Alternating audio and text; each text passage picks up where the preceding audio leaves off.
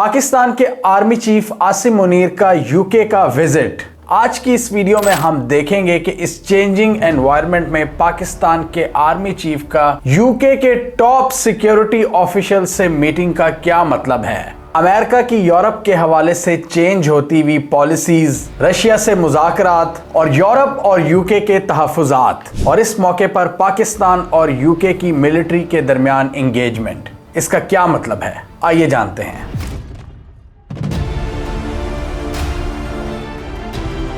पाकिस्तान के army chief के इस दौरे को अगर देखा जाए तो इसमें कोई एक इवेंट नहीं है या कोई एक हवाले से डिस्कशन नहीं है, वन डायरेक्शनल मुज़ाकरात नहीं है ये। इसमें मल्टीपल लेवल पर इंगेजमेंट्स की गई हैं और डिफरेंट पॉइंट ऑफ डिस्कशंस हैं, जिसको हम एक एक करके समझने की कोशिश करेंगे। पाकिस्तान और यूके की मिलिट्री के दरमियान गहरे रवाबित हैं 1947 के बाद से ही। पाकिस्तान चूंकि कॉमनवेल्थ का मेंबर है तो इसलिए पाकिस्तान के जो बहुत से इदारे हैं उनकी बुनियाद यूके ने ही रखी थी 1947 के वक्त। पाकिस्तान मिलिट्री की फॉर्मेशंस की बात करें तो वो भी काफ़ी हद तक ब्रिटिश आर्मी की ही डिज़ाइन करदा हैं। इस विजिट के दौरान आर्मी चीफ ने 7th रीजनल स्टेबलाइजेशन कॉन्फ्रेंस में शिरकत की, जो कि यूके की prestigious royal military academy of Sanders में मुनक्किद की गई। ये कॉन्फ्रेंस एक लीडिंग प्लेटफॉर्म है जो कि एनुअली पाकिस्तान और ब्रिटिश आर्मी को एक मौका प्रोवाइड करती है कि वो मिल बैठें और अपने ताउन को बढ़ाएं। मिलिट्री टू मिलिट्री टॉक्स में एक अहम किरदार अदा करती है, जिसमें senior policy makers, military officials और प्रोमिनेंट थिंक टैंक्स के मेंबर शिरकत करते हैं दोनों ममालिक से। और इस बार इसका 7th एडिशन यूके में हो रहा है। इसका last addition last year Islamabad में हुआ था और इसमें आर्मी चीफ ने एक की नोट एड्रेस डिलीवर किया है जिसका टाइटल है the emerging world order and Pakistan future outlook, जिसका फोकस दुनिया में चेंज होते हुए जियोपॉलिटिकल एनवायरनमेंट में पाकिस्तान के स्ट्रेटेजिक विजन को डिफाइन करना है। आर्मी चीफ के विजिट के पहले दिन के मौके पर उनको गार्ड ऑफ ऑनर प्रेजेंट किया गया royal horse guards parade ground में, और बहुत ही जबरदस्त किस्म का इस्तकबाल किया गया। अभी हम देखेंगे कि इस कॉन्फ्रेंस में इस बार पाकिस्तान और यूके के दरमियान क्या बातचीत हुई होगी चेंजिंग एनवायरनमेंट के पेश नज़र। इसके अलावा हमने देखा कि आर्मी चीफ को यूके के डिफरेंट गैरिजन्स का विजिट करवाया गया और यूके आर्मी के chief of general staff general Roland Walker ने उनको इनवाइट किया था, जहां आर्मी चीफ ने वॉर मिनिस्टर और लार्किल गैरिसन्स का विजिट किया। आर्मी चीफ को यूके की आर्मी की जानिब से उनकी आर्मी के मॉडर्नाइजेशन प्लान्स के हवाले से ब्रीफिंग दी गई कि किस तरह यूके की आर्मी चेंजिंग एनवायरनमेंट में अपने आप को इवॉल्व कर रही है और मॉडर्न थ्रेट परसेप्शंस के तहत अपने आप को प्रिपेयर कर रही है, जिसमें आर्टिफिशियल इंटेलिजेंस और ड्रोन टेक्नोलॉजी है। इन दो फील्ड्स के हवाले से उनको स्पेशल ब्रीफिंग दी गई और इसके अलावा दूसरी लेटेस्ट मिलिट्री टेक्नोलॉजीज के हवाले से भी ब्रीफिंग दी गई।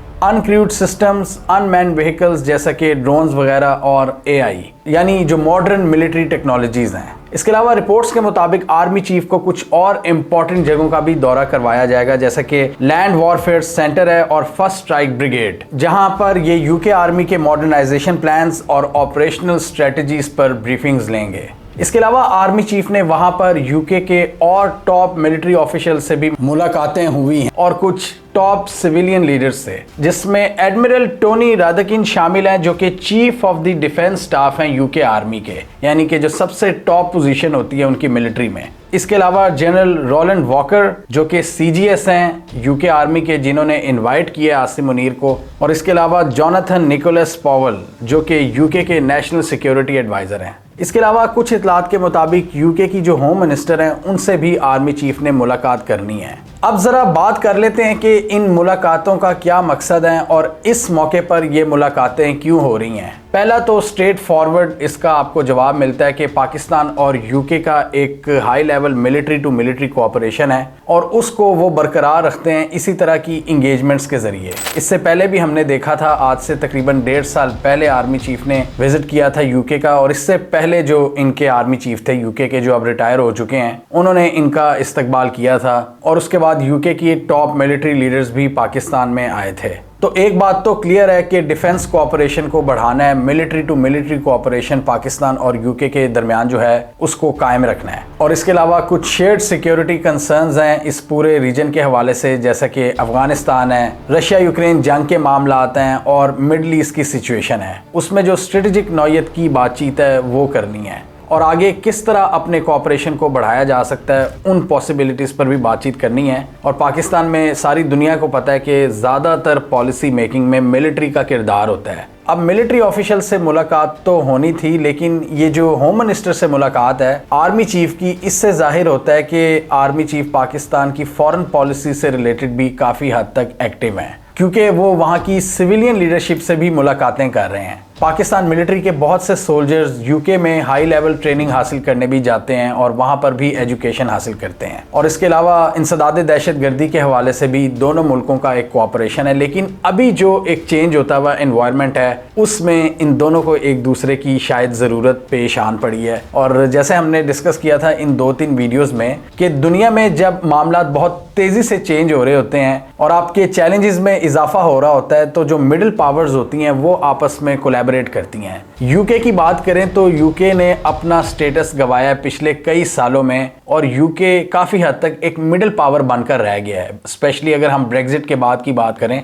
पहले यूके की एक पावर होती थी, एक इन्फ्लुएंस होता था। और अब देखें जिस तरह डोनाल्ड ट्रंप इनको डिच करवा रहे हैं, यूके, यूरोप को, फ्रांस को, जर्मनी वगैरह को, तो अब इन सब को भी मजीद अलायंसेस की ज़रूरत पड़ रही है। जैसे मैंने डिस्कस किया था ना इन वीडियोस में कि जो एशियन ममालिक हैं इनको अक्सर ज़रूरत पड़ती है एक दूसरे की। जैसे ईरान और सऊदी अरब ज़रूरत पड़ने पर बातचीत अपनी अच्छी कर लेते हैं, सऊदी अरब अपने मामला दुरुस्त कर लेता है, तुर्की अपने मामला को बेहतर करने के लिए इंडोनेशिया, मलेशिया और पाकिस्तान पहुँच जाता है। इसी तरह यूके की इस्टेब्लिशमेंट समझती है कि ट्रंप के बाद उनके चैलेंजेस में मजीद इजाफा होने जा रहा है, तो अपने जो एग्जिस्टिंग पार्टनर्स हैं या वो पार्टनर्स जिनको वो आमतौर पर इतना लिफ्ट नहीं करवाते, अब वो लिफ्ट करवाएंगे और स्पेशल ट्रीटमेंट भी देंगे। अब आपको याद होगा 2019 में डोनाल्ड ट्रंप ने इमरान खान और पूरी जो टीम थी जिसमें बाजवा साहब भी शामिल थे, कितना ज़बरदस्त इस्तकबाल किया था, क्योंकि अमेरिकन को आपकी ज़रूरत थी। उससे चंद माह पहले डोनाल्ड ट्रंप पाकिस्तान को बुरा भला कह रहे थे और 7-8 माह बाद वो किस ज़बरदस्त तरीके से इस्तकबाल कर रहे थे पूरी अमेरिका की इस्टेब्लिशमेंट, क्योंकि उनको आपकी ज़रूरत थी। 80s में भी जब उनको आपकी ज़रूरत थी वो आपकी बहुत इज्जत करते थे। 60s में जब हम उनके पार्टनर्स थे वो आपकी बहुत इज्जत करते थे। जनरल अयूब को किस तरह वेलकम करते थे वो हम सब के सामने है। जनरल ज़ियाउल हक के बड़े बड़े क्राइम्स उन्होंने छुपाए, बहुत से मसाइल के बावजूद वो उनसे अपने ताल्लुकात बरकरार रखते थे। इसी तरह जनरल मुशर्रफ से उनको बहुत से इख्तलाफात थे, उन्होंने उनको अकोमोडेट किया। तो इस वक्त यूके को एक बार फिर शायद पाकिस्तान की ज़रूरत पड़ गई है और इसलिए इतना ज़बरदस्त इस्तकबाल किया है और वहाँ के गैरिजन्स और मिलिट्री यूनिट्स का विजिट करवाया जा रहा है, इंपॉर्टेंट लोकेशंस का, और ब्रीफिंग दी जा रही है पाकिस्तान के आर्मी चीफ को। इस वक्त क्लियर है कि यूके इस वक्त स्ट्रेटेजिक लेवल पर बहुत से मसाइल का सामना कर रहा है। अभी चंद माह पहले, यानी जो उनकी पिछली हुकूमत थी यूके में, जो कंजर्वेटिव पार्टी थी, और दूसरी तरफ अमेरिका में डेमोक्रेटिक हुकूमत थी बाइडन की, वो प्लान बना रहे थे रशिया को काउंटर करने के और अपना डिफेंस बजट बढ़ा रहे थे और ट्रंप के आने के खदशात से भी हमें आगाह कर रहे थे और वो अंदर से डरे हुए थे। इसी तरह की आवाज़ें नेटो से भी आ रही थी। तो ट्रंप ने उनके खदशात को बिल्कुल दुरुस्त साबित किया है और इनको साइडलाइन करके रख दिया है। और वही यूके, वही जर्मनी, वही फ्रांस जो कि रशिया के खिलाफ पावरफुल होने की बातें कर रहे थे, उनका सबसे बड़ा पार्टनर उनको डिच कर आ गया उसी रशिया के सामने। तो इसलिए अब इनको मिडिल पावर्स की ज़रूरत पड़ेगी। ये अब पाकिस्तान से भी रवाबित बढ़ा रहे हैं। और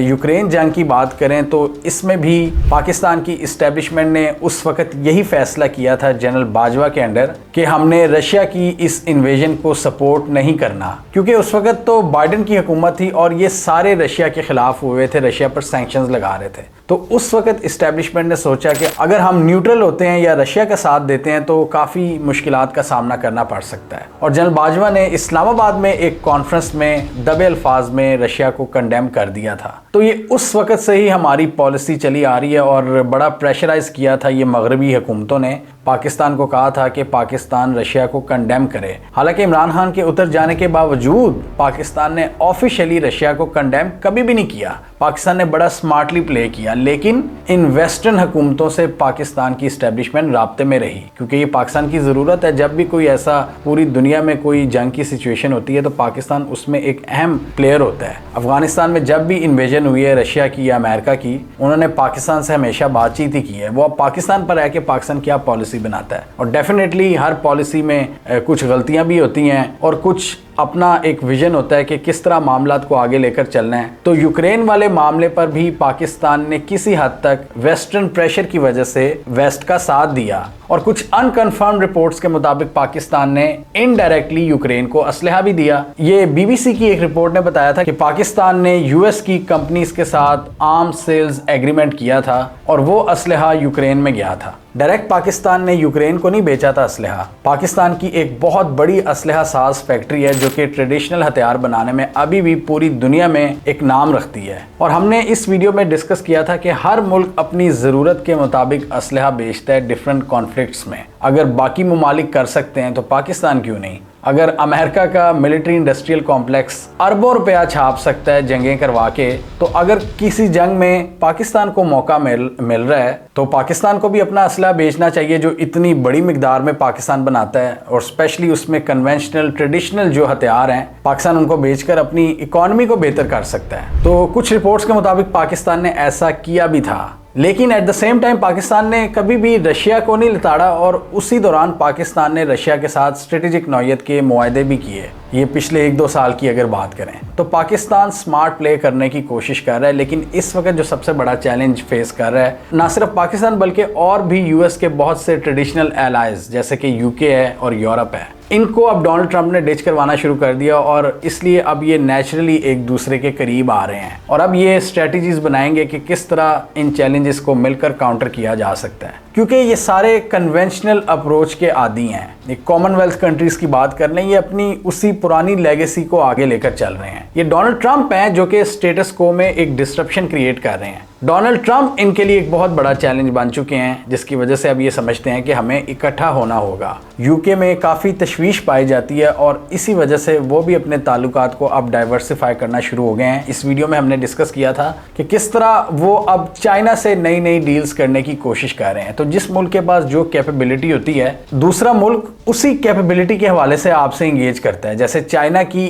कैपेबिलिटी ज़्यादा इकोनॉमी के मैदान में है, तो वो इकोनॉमिक डील्स करने गए थे वहाँ पर, उन्होंने फाइनेंस सेक्रेटरी अपनी भेजी वहाँ पर। इसी तरह पाकिस्तान की ज़्यादातर कैपेबिलिटीज़ डिफेंस के शोबे में हैं, तो इसलिए पाकिस्तान के आर्मी चीफ यूके से मिलने गए हैं और अहम इंगेजमेंट्स कर रहे हैं ज़्यादातर डिफेंस और स्ट्रेटेजिक नौयत की। अब ये पाकिस्तान की खुशकिस्मती कहें या बदकिस्मती कहें कि पाकिस्तान एक डिफेंस स्टेट बनकर रह गया है, यानी पाकिस्तान अपनी इकॉनमी को डाइवर्सिफाई करने का नहीं सोचता। पाकिस्तान का शायद महल्ले वकूअ ऐसा है कि हमें हर वक्त ही थ्रेट्स रहते हैं अफगानिस्तान से, भारत से, तो इसलिए यहाँ पर मिलिट्री का किरदार बहुत ज़्यादा बढ़ जाता है और मिलिट्री आपको हर शोबे में नज़र आती है, ना सिर्फ डिफेंस में बल्कि इकॉनमी में भी। और इसलिए उनकी होम मिनिस्टर से भी पाकिस्तान के होम मिनिस्टर की बजाय पाकिस्तान का आर्मी चीफ इंगेज करता है। इस वीडियो में हमने डिस्कस किया था कि किस तरह डोनाल्ड ट्रंप यूरोप को एलियनेट कर रहे हैं और इसकी वजह से यूरोप बड़ा परेशान है और रूस बहुत खुश है। लेकिन रूस के अंदर एक कंसर्न भी पाया जाता है कि ट्रंप की इस चाल के पीछे कहीं एशियन ब्लॉक को तोड़ने की कोशिश तो नहीं हो रही, कहीं रूस को चाइना से अलग करने की कोशिश तो नहीं की जा रही। रूस इस ट्रैप में मेरे हिसाब से कभी भी नहीं आएगा, क्योंकि रूस और चाइना दोनों मल्टीपोलर वर्ल्ड चाहते हैं जहां पर ताकत के कई सरचश्मे हों। सिर्फ अमेरिका बहादुर ना हो जो हर जगह अपना जोर डाले मुल्कों पर, अपना इन्फ्लुएंस बढ़ाने की कोशिश करे। पुतिन को भी पता है कि आज ट्रंप है तो कल फिर कोई बाइडेन जैसा बंदा आ सकता है, इसलिए अमेरिका पर एतमाद करना बड़ा मुश्किल है, वो भी पुतिन जैसे लोगों के लिए। अमेरिका तो अपने एलाइज को नहीं छोड़ता। आप देखें किस तरह यूक्रेन को उन्होंने फेंक दिया, किस तरह उनको किस बुरी तरह से डिच करवाया है। जो यूक्रेन और यूरोप को नहीं लिफ्ट करवा रहे, वो रशिया के साथ कैसे मुखलिस हो सकते हैं। तो ये हैं कुछ चेंजिंग रियलिटीज, यूरोप की बढ़ती हुई एलियनेशन और उनके कंसर्न्स कि हमारा सबसे स्ट्रॉन्ग पार्टनर अमेरिका अब हमें घास नहीं डाल रहा डोनाल्ड ट्रंप के अंडर। यूके और यूएस का जो ट्रांस अटलांटिक अलायंस है वो बड़ा मजबूत है, जिसको 100 साल से जायद का अरसा हो चुका है। और कुछ थिंकर्स अब ये भी कह रहे हैं कि वो अलायंस अब टूट रहा है डोनाल्ड ट्रंप की वजह से। यूके में भी कहीं ना कहीं ये सोच पाई जाती है कि उनकी जो पावर थी, जो ब्रिटिश एम्पायर की, डेफिनेटली वो आज तो नहीं उस तरह की पावर हो सकती, लेकिन किसी हद तक अपनी इंपॉर्टेंस को दोबारा बढ़ाना है उन्होंने, जो कि बहुत डिमिनिश हो चुकी है यूके की फटीचर पॉलिसीज की वजह से। तो कीयर स्टारमर अब ये समझते हैं कि हमने यूके को वापस अपने पैरों पर खड़ा करना है, एआई का हब बनाना है, इकोनॉमी को मजबूत करना है, और दूसरी तरफ यूके की मिलिट्री एस्टेब्लिशमेंट डिफेंस बजट को बढ़ाने की बातें कर रही है, यानी डिफेंस को भी उन्होंने मजबूत करना है, यानी वो वापस अपना जो सुपर पावर वाला स्टेटस है उसको अटेन करना चाहते हैं। सुपर पावर नहीं तो एटलीस्ट नंबर 2 अमेरिका के बाद। और वो ये समझते हैं कि हम चाइना, यूरोप, अमेरिका और दूसरी मिडिल पावर्स से अपने ताल्लुकात को बढ़ाकर अपने इन्फ्लुएंस में इजाफा कर सकते हैं। आर्मी चीफ के इस विजिट को आप इस पॉइंट ऑफ व्यू से भी देख सकते हैं। जहां यूके को स्ट्रेटेजिक प्रॉब्लम्स हैं, वहीं पाकिस्तान के मसाइल भी कुछ कम नहीं हैं। वो हम सबके सामने हैं। पाकिस्तान को एक पॉलिटिकल अनसर्टेनिटी का सामना है, इकोनॉमी का सामना है, और भी बहुत से मसाइल हैं। तो इस विजिट से पाकिस्तान भी अपनी इंगेजमेंट बढ़ाकर उसको अपने इकोनॉमिक और स्ट्रेटेजिक इंटरेस्ट में कन्वर्ट करना चाहता है। पाकिस्तान जैसी मिडिल पावर जो बहुत सी अनसर्टेनिटीज का शिकार हो, वो जब एक ग्लोबल पावर से मिलती है तो डेफिनेटली वो कुछ ना कुछ एजेंडा लेकर जाती है, और साथ ही पाकिस्तान डोनाल्ड ट्रंप की इंतजामिया से भी कनेक्ट करना चाहता है। इस हवाले से पाकिस्तान ने अरब लीडर्स से भी बातचीत की है और दूसरी एफर्ट्स भी जारी हैं। लेकिन मसला इस वक्त यह है कि डोनाल्ड ट्रंप यूके को एलियनेट कर रहे हैं, और अगर पाकिस्तान यूके के जरिए अमेरिका से कनेक्ट करना चाहता है तो इस स्टेज पर तो ये चीज़ मुश्किल नज़र आ रही है। लेकिन डेफिनेटली पाकिस्तान की एक ख्वाहिश ज़रूर होगी। हमें कमेंट सेक्शन में बताइए आपके ख्याल में यूके के ओवरऑल स्ट्रेटेजिक विजन में पाकिस्तान की क्या इंपॉर्टेंस है। क्या पाकिस्तान उनकी इक्वेशन में आता है, या ये कॉन्फ्रेंस एक मामूल की कॉन्फ्रेंस थी, या इस विजिट का ताल्लुक ग्रेट पावर कंपटीशन से है?